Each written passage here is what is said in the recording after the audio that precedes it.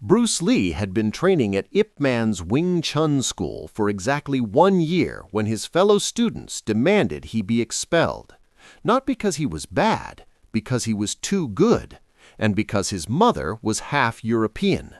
The students who had been training for years could not keep up with a 16-year-old who had been there for 12 months, so they found a different reason to get rid of him. What they did not understand, what nobody understood at the time, was that removing Bruce Lee from that school was the greatest mistake in the history of martial arts. This is the story of how Bruce Lee was rejected by the world that made him and what he built from that rejection. To understand what happened in that small kung fu school in Kowloon in 1957, you first need to understand who Ip Man was and what his school represented.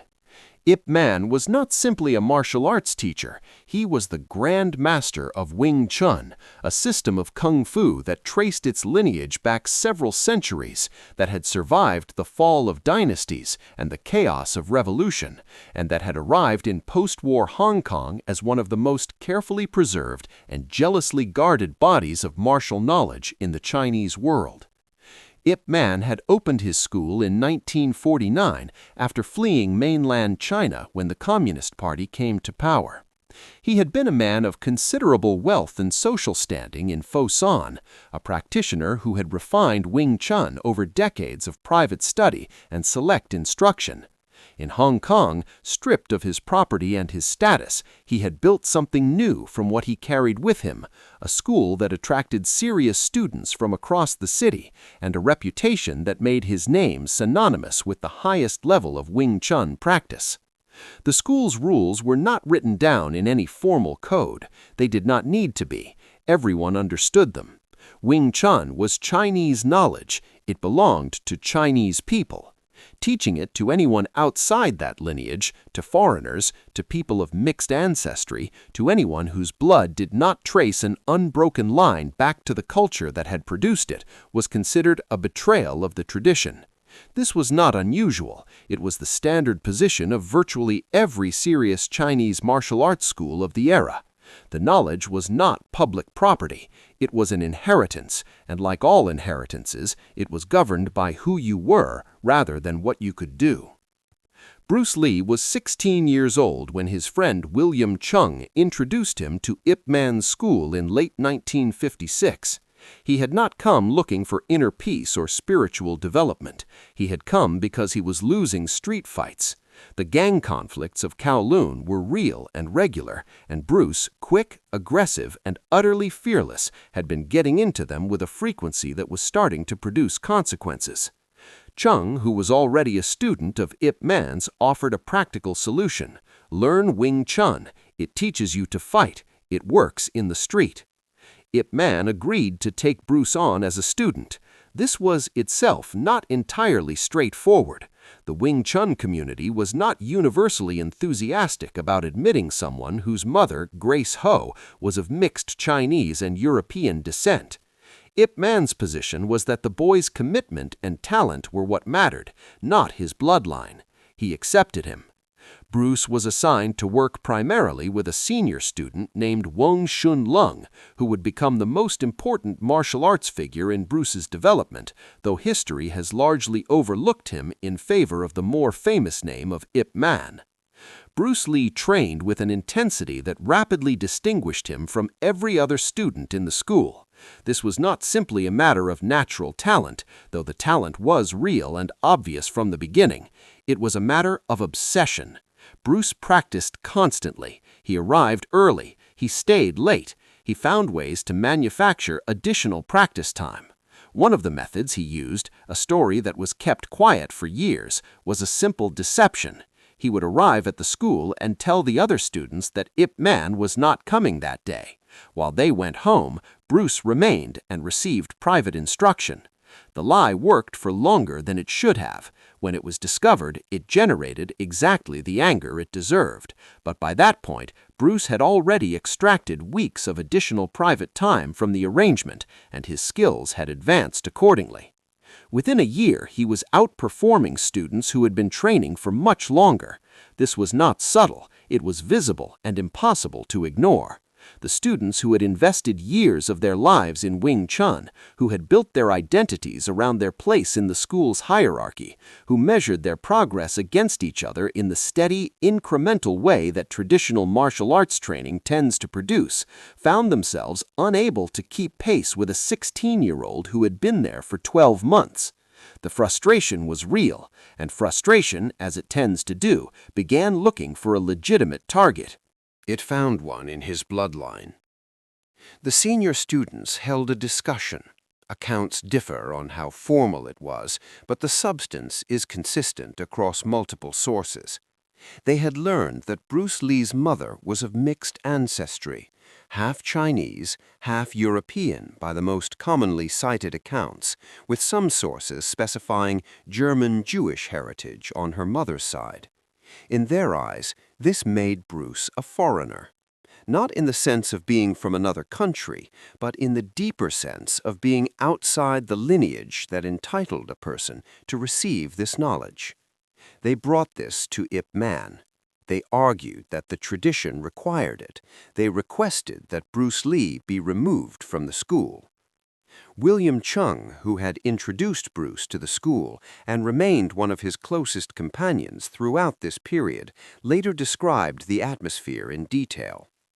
By his account, the other students were not only motivated by tradition, they were motivated by humiliation. Bruce had made them look inadequate, and the discovery of his mixed heritage gave them a socially acceptable framework to act on feelings that were really about their own pride.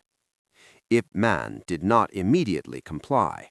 By multiple accounts, he resisted the pressure for a period, recognizing both the injustice of the request and the genuine quality of the student he was being asked to exclude.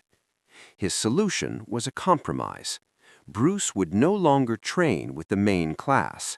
Instead, he would continue his instruction separately, primarily through Wang Shun-lung, away from the students who had objected to his presence. Wang Shun-lung was, in many ways, a more appropriate teacher for where Bruce was headed than Ip Man himself. Where Ip Man represented Wing Chun as a classical system, structured, formal, transmitted through precise lineage, Wang was a practitioner who had tested Wing Chun relentlessly in real street conditions, who had fought challenge matches throughout Hong Kong and built a reputation as someone whose skills worked in practice rather than just in theory. The instruction Bruce received from Wang was gritty, practical, and stripped of the ceremonial elements that accumulated around formal transmission. It was exactly what Bruce needed. This is the moment that the official mythology tends to skip over. The Ip Man films, the enormously successful franchise starring Donnie Yen, portray a relationship of warmth, mutual respect, and unbroken continuity between master and student. The reality was more complicated. Bruce continued to learn, and the instruction he received from Wang Shun-lung was in many ways more practically valuable than what the main class offered.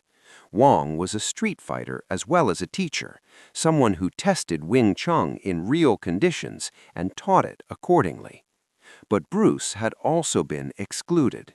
He had been told, by the institutional logic of the tradition he was trying to join, that his blood made him unworthy of full inclusion.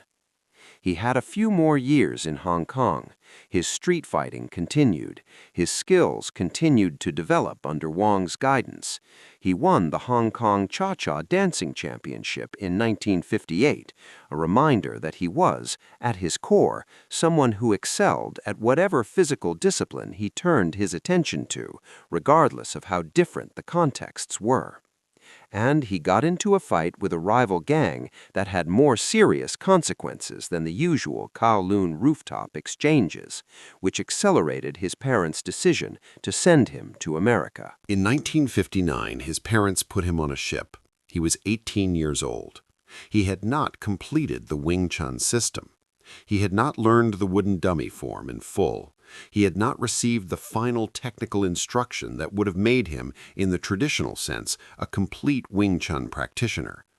By the standards of the school he was leaving, he was unfinished. What happened next is one of the most remarkable stories in the history of any martial art, and it began directly with that incompleteness. Because Bruce Lee did not arrive in America as a finished product of a tradition.